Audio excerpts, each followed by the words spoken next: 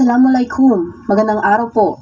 Kami po ang inyong kapulisan, katuwang ninyo sa pagtataguyod ng malinis, maayos at marangal na halalan ngayong May 12, 2025. Muling paalala, iwasan po ang vote buying at vote selling. Ito ay mahigpit na pinagbabawal ng batas at sumisira sa dangal ng ating demokrasya.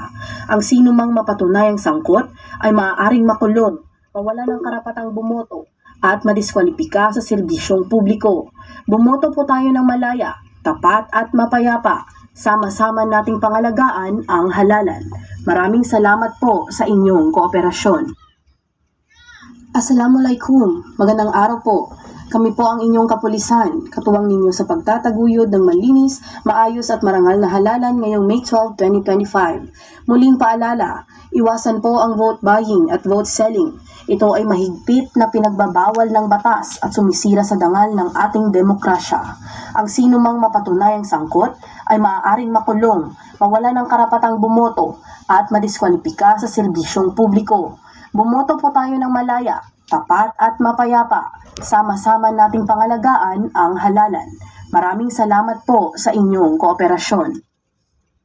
Assalamualaikum, magandang araw po. Kami po ang inyong kapulisan, katuwang ninyo sa pagtataguyod ng malinis, maayos at marangal na halalan ngayong May 12, 2025. Muling paalala, iwasan po ang vote buying at vote selling. Ito ay mahigpit na pinagbabawal ng batas at sumisira sa dangal ng ating demokrasya.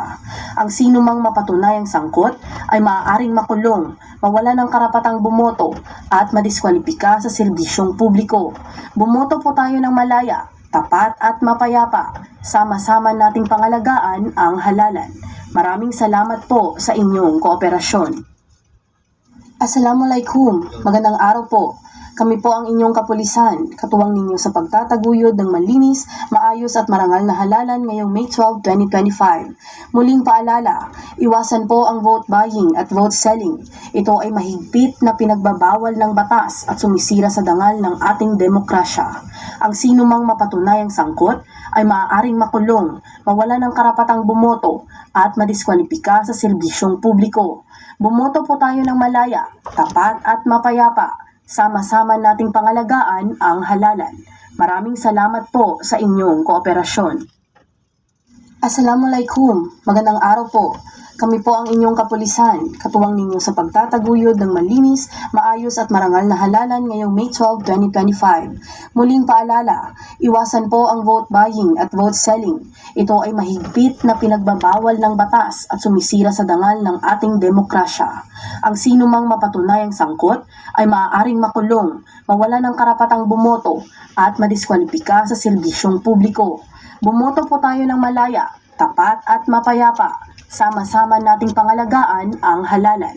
Maraming salamat po sa inyong kooperasyon. Assalamualaikum, magandang araw po. Kami po ang inyong kapulisan, katuwang ninyo sa pagtataguyod ng malinis, maayos at marangal na halalan ngayong May 12, 2025. Muling paalala, iwasan po ang vote buying at vote selling. Ito ay mahigpit na pinagbabawal ng batas at sumisira sa dangal ng ating demokrasya. Ang sinumang mapatunayang sangkot ay maaaring makulong, mawala ng karapatang bumoto at madiskwalipika sa serbisyong publiko. Bumoto po tayo ng malaya, tapat at mapayapa. Sama-sama nating pangalagaan ang halalan. Maraming salamat po sa inyong kooperasyon. Pagkakong sa tama sa Gila, para masagatan ako natin ito. Ito sa Gila, rumipit sa Gila, tapos balitan nun. Assalamualaikum, magandang araw po. Kami po ang inyong kapulisan, katuwang ninyo sa pagtataguyod ng malinis, maayos at marangal na halalan ngayong May 12, 2025. Muling paalala, iwasan po ang vote buying at vote selling. Ito ay mahigpit na pinagbabawal ng batas at sumisira sa dangal ng ating demokrasya.